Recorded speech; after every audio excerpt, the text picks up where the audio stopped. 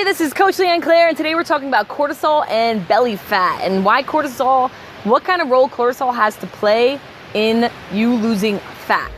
Okay, so pretty much what is cortisol, right? Cortisol is a hormone in your body that gets triggered and increased when your body is feeling a little stressed. So I don't know if you ever heard of flight or fight mode. So pretty much anytime your body is facing any kind of stress, now let's also count this. It's not just physical stress, like when you work out and all that kind of stuff, or when you put your body under a stressful physical situation.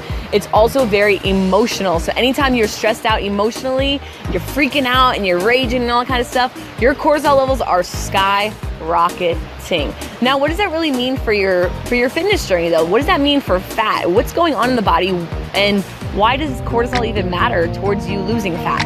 So pretty much your body, as soon as you go into that stressful mode, your body is working for you. Your body really, really wants to get you out of that stressful mode, and it wants to heal you. It wants to get you to be more relaxed. It thinks you're not safe when you're stressed out, mentally or physically. But there are tons and tons and tons and tons of effects of cortisol going up.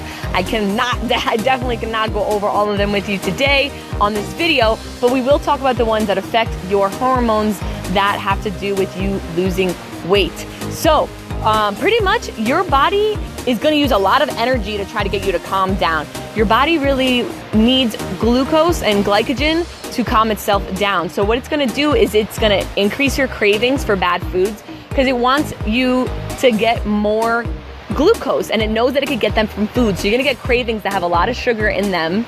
Your body's going to want that sugar. It's going to ask you for it. So you'll experience cravings. Also, you're actually going to increase your visceral fat. So what's visceral fat, Leanne? Visceral fat is the stuff that's all around your organs that causes really bad diseases like diabetes and heart attacks and stuff like that. And you really, really don't want that.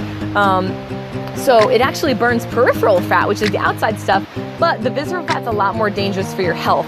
Don't go raising your cortisol levels just because I said it burns fat. It has a lot more damaging properties than it has for good properties. So let's talk about the different types of stresses, right? So you have physical. When would you experience physical stress? When you're not getting enough sleep. Maybe you drink too much caffeine. So really, really big suggestion by a lot of doctors is to keep it to about 3 cups a day, and that'll keep your cortisol levels in check. It won't raise your cortisol levels at all, but too much caffeine could raise your cortisol levels, so make sure you're careful. You're kind of sending this emergency shock to your body saying, I need. So your cortisol levels start to skyrocket, all right? So keep it to about 3 cups a day. Also, not properly fueling your body.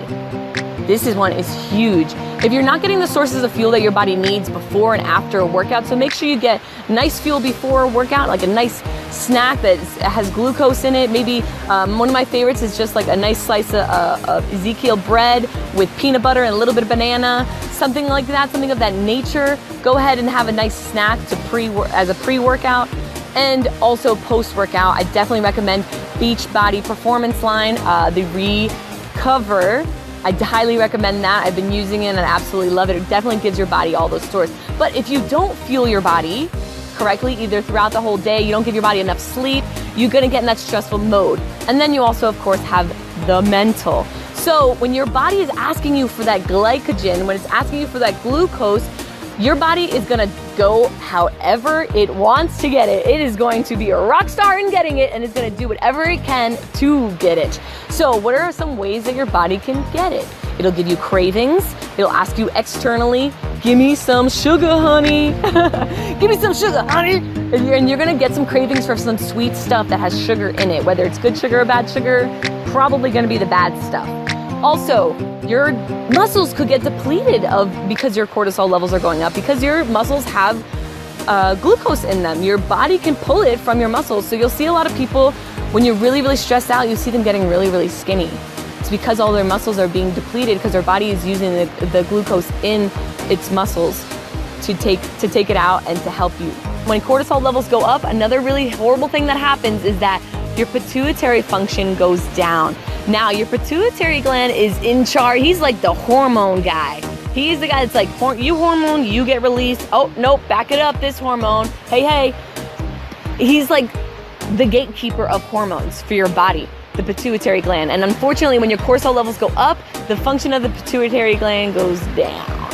and we really don't want that happening. It could make us even more stressed out. You'll get really foggy in the mind. You won't have a lot of clarity.